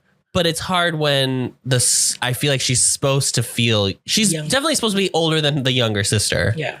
Right, because she's singing this song because they're commenting on her having not gotten married and that's unusual. So she should feel like she's like in her mid-20s at least. Yeah. I mean, it really would suck when you in your town gets sucked from century to century and you're really stuck in a position where you are really left with the people in this town are my options of who I am going to marry. She seems confident. She says even something about him strolling over the hill. It seems like her actual game plan is just somebody will stumble upon this town back to... Because otherwise, you've already met him, girl. You've met him. He's here. He's here. So, I mean, good for her. She found the man. She found her dearie. She found her dearie. Dearie. I liked it. I liked the little song. I like the dresses. I like when the one girl dresses up in like she does a little classic, like... little pants number. Pants. I just like how she carries herself in this whole movie. Like you said, out of everyone, she is the one that feels like she's in a ballet the entire time. Yes. And I'm kind of obsessed because that's with not her voice. It's I don't have the name off the top of my head, but it's not. She was not a singer. She's fully dubbed, which is fine. I have no problem with that. But she is walking through this film as a dancer. Yeah. Every step she takes is like the dance thing where you step balls first and then place your heel on the ground. I'm obsessed with it. It's so. Citrus was my grandfather's celebrity crush. Oh, really? Rita's dad, Poppy. He loved. I mean, Citrus. she's a beautiful woman. She is. She feels different from all the other female characters in this. Yeah. She feels, even just the way she moves, she is like a separate entity. Yeah. She is not like the rest. She's not like the other girls. Yeah. So that's nice. Okay. And then they go and pick Heather together. Which Adam did have to look up because he was like, is it like a weed? It's like a meadow flower. It's like a prairie flower. Prairie flower. Yeah.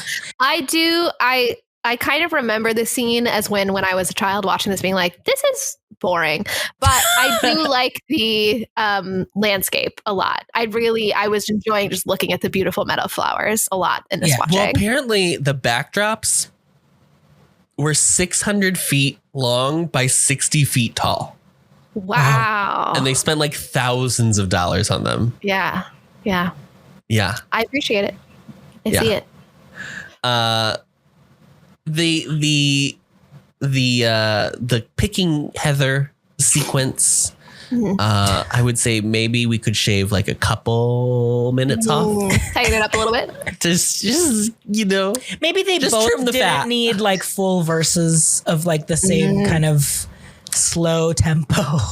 That's the other thing. I feel like a lot of the songs are the exact same tempo. I mean, really, Miss Bonnie Jean is she's the only upbeat fun number in this whole thing. Yeah. It's a bit. Here's a genuine hot take. It's a bit like Taylor Swift's music. I'll say it. I feel that her last few albums have all been musically one song. Well, you heard it here first. You heard it here. No one's ever said that. Email. Right as the name. Now we're just saying random wild takes. Just hot takes. In order for people to... I think Trump's not guilty. Write us an email.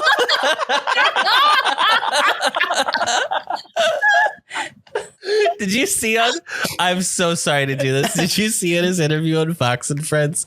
He tried to be like, his interview on Fox and Friends. He tried to be like, I never once said lock her up about Hillary Clinton. I mean, like the most blatant, I've never said I don't know what that is. What does that even mean? I don't know that. My first name is Reginald. I don't know why anyone's ever called me Donald. My name is Reginald and it always has been. And I've never once said it was Donald.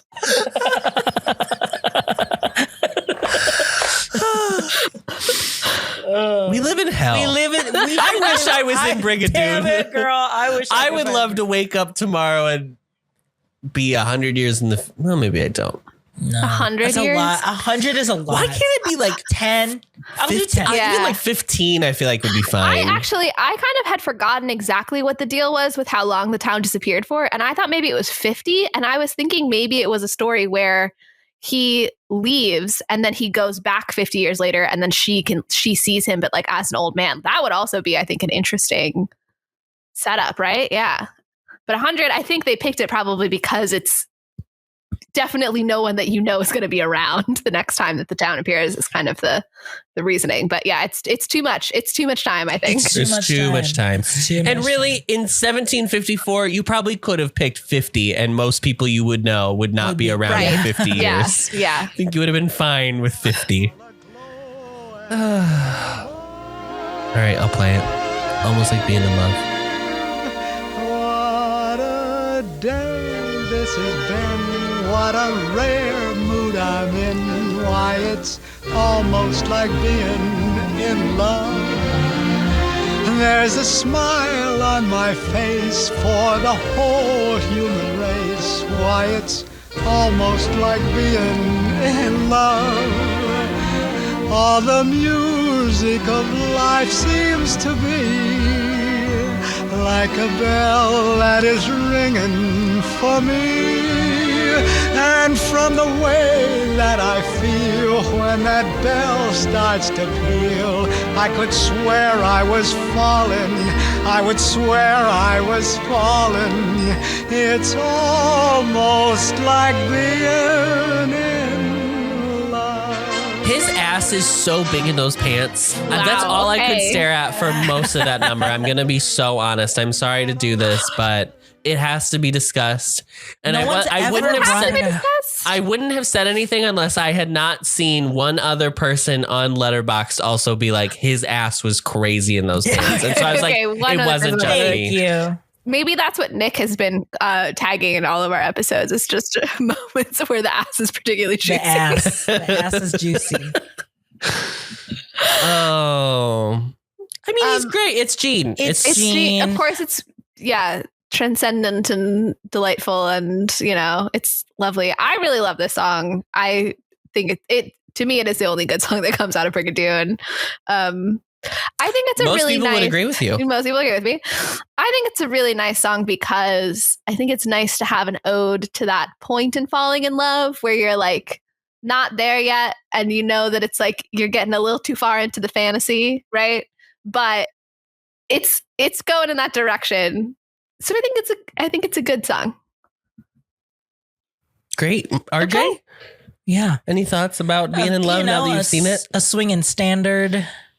I liked the little, doesn't he dance with a little buffalo or He whatever? dances with so he dances with a cow, and he was very scared of the cow on set. So he wanted them to chain it to the floor and then put a blindfold on and then put plastic eyes over the blindfold so that it wouldn't charge at him. He was very scared of the cow. Wow. I wonder if you had an experience with a cow.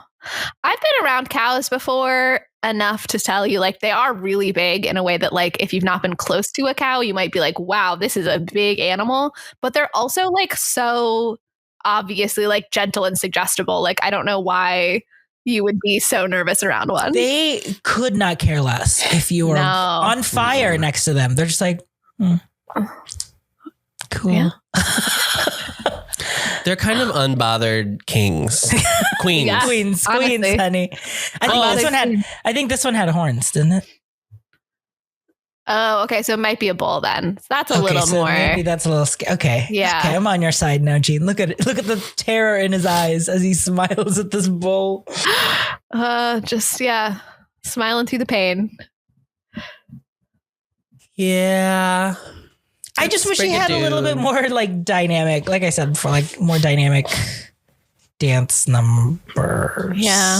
I think the best thing about Gene is how charismatic he is. Mm-hmm. I would say even more than his dancing. I just think he like just has a really natural charisma that ekes its way out in his physicality at all times. And I think of the roles that we've seen him in, I would say this is his weakest because it spends so much time being like in love, which is silly because In American Paris was the exact same story pretty much, where he like falls head over heels for someone very quickly. Yeah, but there it feels like he's like got wit. Still, he feels like a real person still because he's he has to go through like the older woman. Like there's like I don't know. There's other things at play. And you feel that Xanadu is a stronger role for him? 100%. I would say that's his best role. Wow. That's Singing in the Rain. We don't talk about Singing in the Rain. It's not good. It's not a good movie. Adam really Noaker's that good review of Xanadu is this is a better role for Gene Kelly than Singing in the Rain. Yeah. And so email us. Yeah, email us. Email us. Tell us if we're wrong. I dare you. Any final thoughts? I thought the guy who played Harry had like the loudest eyebrows. Yeah. He had a very strong face. Very strong eyebrows. And I will say I feel bad for Harry. He was like, this is my prison. And it is. Yeah. It's all of your prison. A tragic hero. Yeah. Now, okay, not to endorse this, but so if he leaves, everyone disappears, right? So it's basically a murder-suicide. Am I wrong? Okay. Yes, but they shouldn't have been given this anyway. No, I'm just saying, like, in this circumstance, do you think that suicide is the ethical choice? But if he is, does the person who runs escape, or do they also disappear? I think they also disappear. But that would be interesting if it was one person can get out, but the rest of you disappear. And again, this should be a Black Mirror episode instead of a musical. If it's one person gets out, it's definitely Tommy in like 7 days. In 700 years, he's going to be like, I'm over this. And he's going to not into this anymore. And I think it might break the curse. Maybe he does escape. Maybe he thinks it's going to disappear. He's disappearing with the village, but he ends up being the only one that escapes. And then the rest of the village. There's a sequel. There you go. Yeah. We wrote it. Wow. Okay. That's Brigadoon.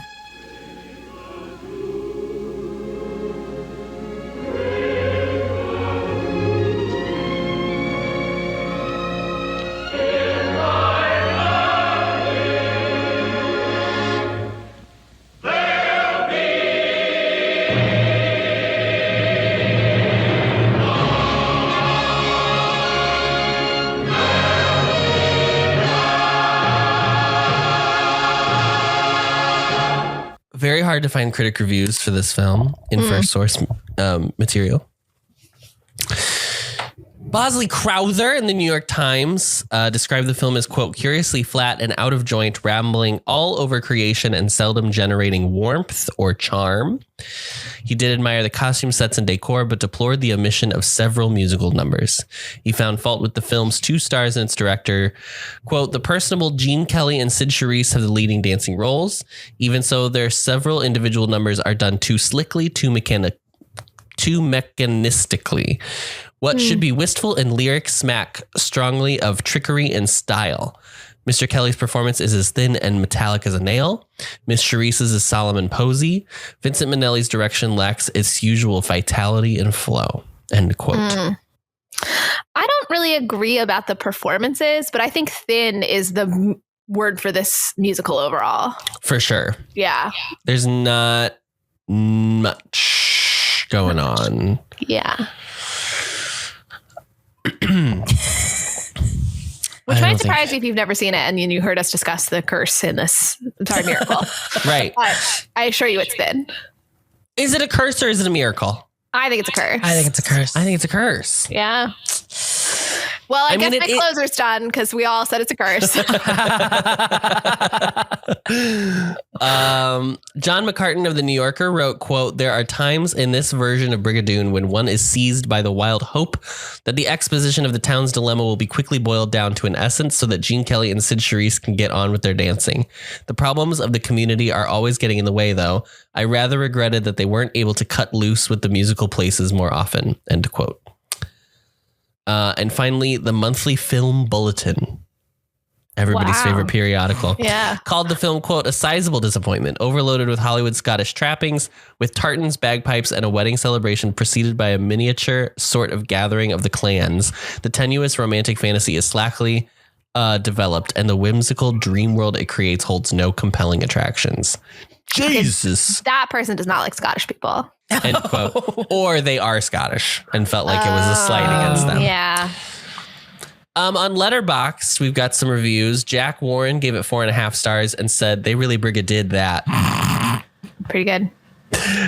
Brew gave it 2 stars and said these people are going to live 5 days and die due to global warming. Thank you. I did not see that in the document ahead of time. Yeah.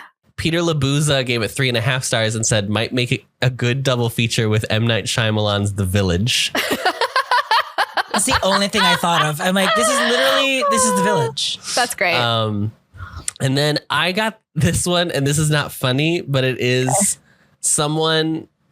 Sometimes I read these reviews on Letterboxd and I'm like, then just don't watch a musical. Okay. Like, why are you watching this? Yeah. Okay. Lobaka gave this 2 stars and said, the concept of Brigadoon is far more interesting than the execution of it to me. The central idea is a small Scottish village that appears infrequently, and I think that's an interesting idea. However, appearing one day every century where we just happen to be there for a day,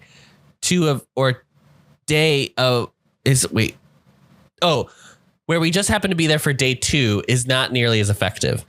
A huge part of that is it just doesn't seem believable that this whole town is rolling this well with what's going on their second day. Mm-hmm. Of course, there's also that I don't really find the romantic elements believable when it's characters falling in love in a single day. Parentheses, there's just no sense of development to that either. End parentheses. It's an interesting pitch, but it feels like it's not thought through in the slightest.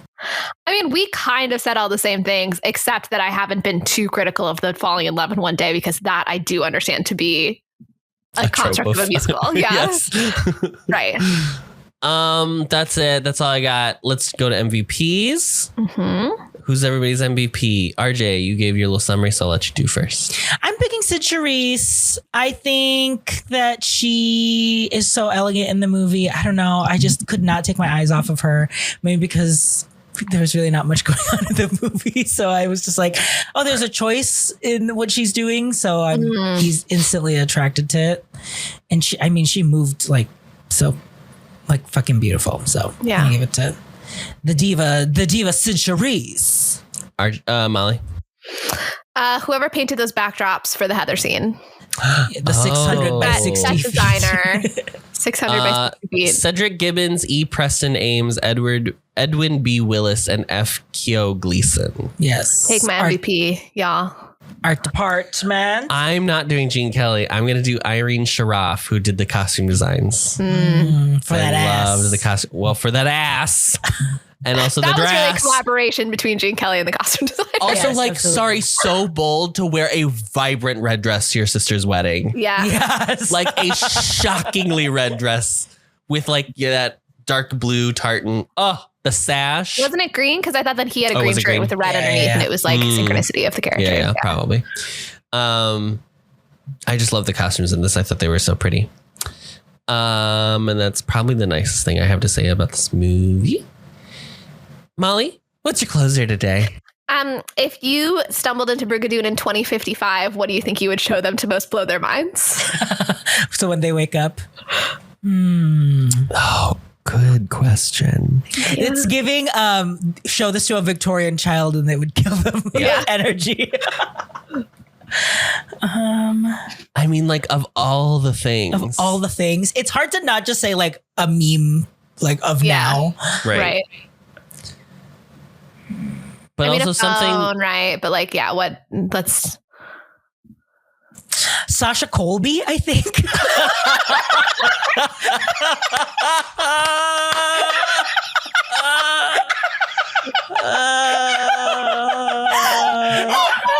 She will look exactly the same in 21 years.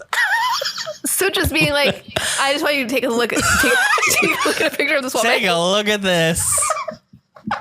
No, bring her there. It would be the video of her falling from the ceiling at Hamburger Mary's. That's just what you would show. Just like her just like a one woman show. Her oeuvre. Yeah. Okay. Wow. Honestly, yeah, I would bring her there and she would be like, hi, children. She'd do a whole show. And she would do a whole just have number. her appear that is sick. I love that. Yes. Okay. Just be like, and she will perform for you Fly now. her out. Flute out. Yeah. Oh, yeah. Sasha All right. Colby, I like that sure. answer. Molly, do you have one? Did Trump write a book? Yes, he wrote a book called The Art of the Deal. Okay. I would give them that and say this guy really was did it. the president of the United States probably twice at the time that I'm before his daughter became our first female president. Yeah. I don't even want to. No, don't make me think and that. you mean Tiffany. I Tiffany for the gays.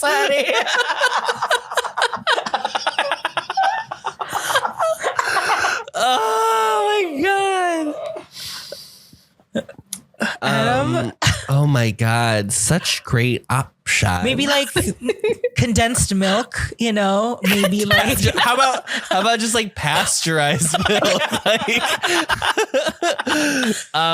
Just a granola bar, and they just like can't. Just like saran, like cling Fruit wrap, snacks. Just give them fruit snacks. Tupperware. Tupperware. Oh, I'm going to bring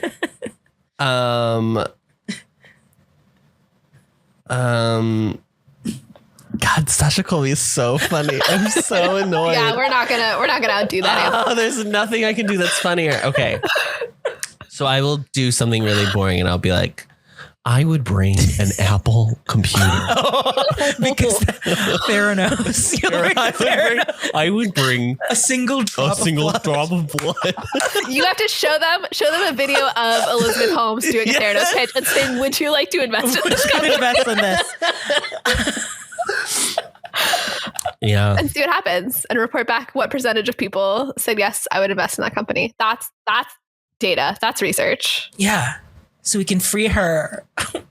So we can free her. Or what if I just grabbed someone and brought them over the bridge with me? I mean, I guess and they took them out.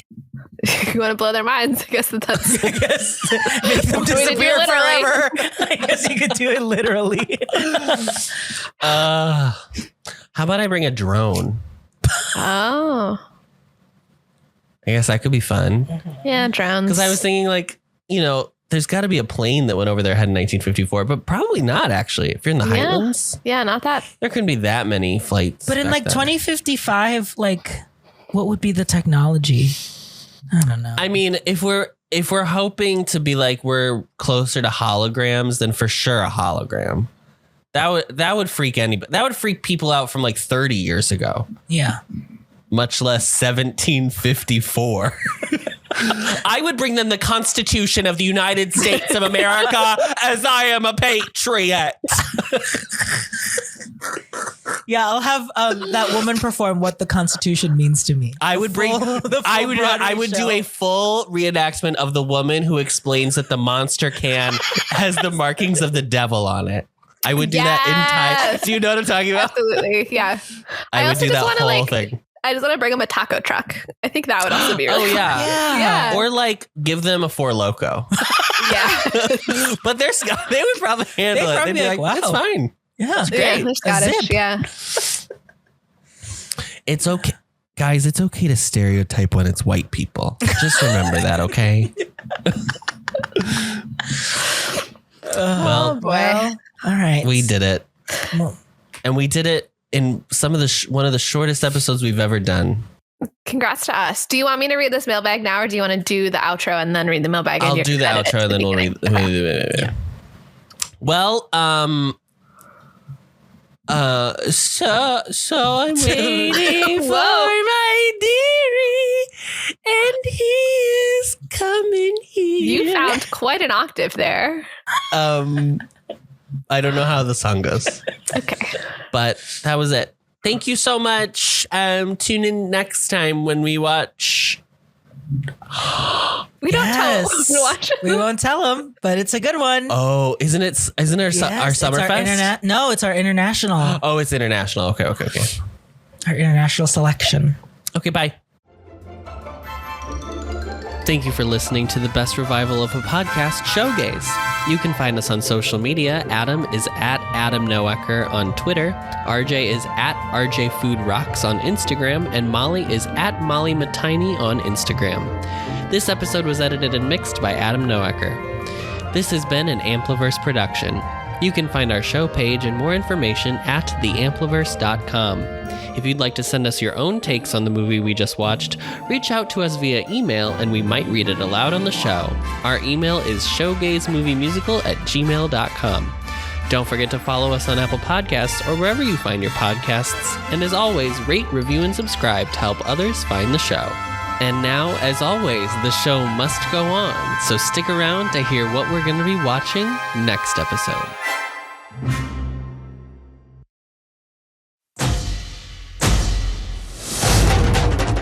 From the director of Bend It Like Beckham. Jeez, Balraj, where the hell have you brought me? This is your first Indian wedding, right? What's happening now? The Indian version of American Idol. I hope you brought your earplugs. Comes the tale of a modern woman in a traditional family.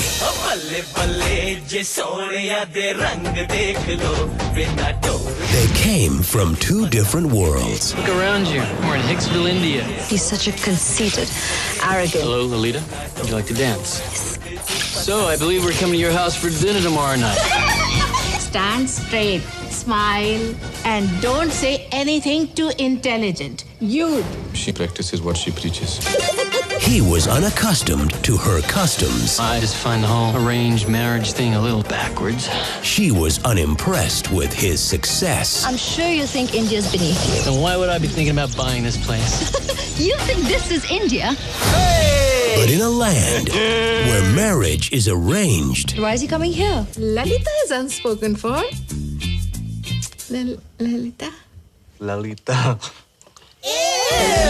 love will make arrangements of its own. Bring it on. Now, when LA meets Bombay, it just might be a perfect match. I'm a hopeless dancer, but this looks like you just screw in a light bulb with one hand, you pet the dog with the other. Will you teach me?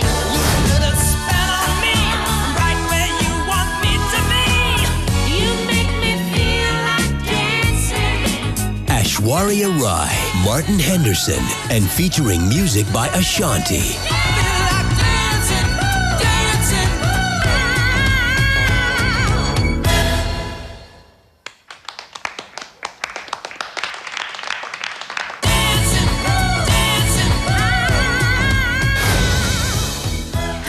Pride and Prejudice.